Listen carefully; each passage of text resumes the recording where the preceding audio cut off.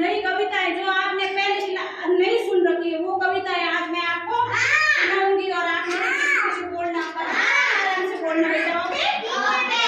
हाँ, अब मैं आपको कविता सुनाऊंगी, ठीक है? कविता से आपकी सुनने की शक्ति बढ़ेगी और आपको नई नई जानकारी प्राप्त होगी। क्या होगा? नई नई कविता से जानकारी प्राप्त होगी। अब देखो, चंदा मामा की कविता सुनाऊंगी आपको। चंदा मामा आओ ना, चंदा मामा आओ ना, दूध बतासे खाओ ना, दूध बतासे खाओ ना, मीठी मीठी लोरी सुनाओ ना, मीठी लोरी सुनाओ ना, बिस्तर में सो जाओ ना। सो जाओ ना। Very good. अब मैं और सुना रही हूँ आपको कविताएं। अब खरगोश की कविता सुनाऊंगी आपको, ठीक है? ठीक है।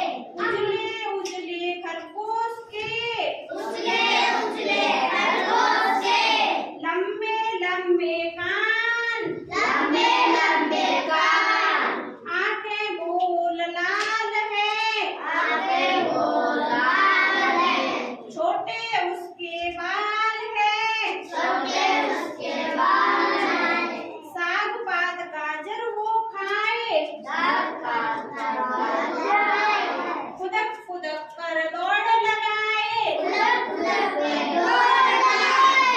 इसमें क्या है? खरगोश है। खरगोश के लंबे लंबे कान है और लंबे लंबे कान है, आंखें हैं गोल और लाल। कैसी है? गाजर और वो हरी सब्जियां खाता है और लंबी दौड़ लगाता है। क्या करता है? लंबी दौड़ लगाता है।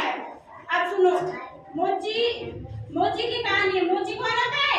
जूते सिलने वाला। कौन होता है? राखी लेकर अपने जूते जा पहुंची मोची के पास, बोली पॉलिश कर दो जल्दी, छूट न जाए मेरी क्लास।